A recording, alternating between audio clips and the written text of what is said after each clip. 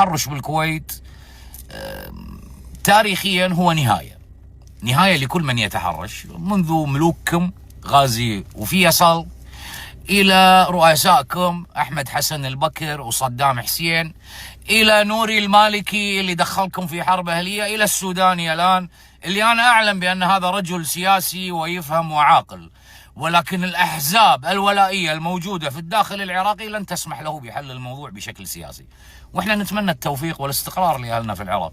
أما فيما يخص خور عبد الله اللي هم أودعوا خرائطها وقالوا إن هذه هي حدودنا وإن هذا خطأ وإن هذا صح والكويت قامت بتصرف من جهة واحدة، لا مو صحيح. كما الاتحادية العراقية يقول لك اتفاقات هذه الحكومة باطلة، اتفاقات صدام حسين باطلة، اتفاقات أحمد حسن البكر باطلة، ما قاله الملك فيصل وغازي باطل.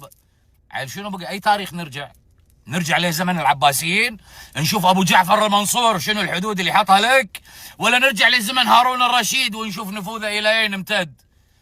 مو كل ما يتم التحرش بكم من قبل ايران وتركيا وغيرها يتم الالتفات علينا نحن في الجنوب.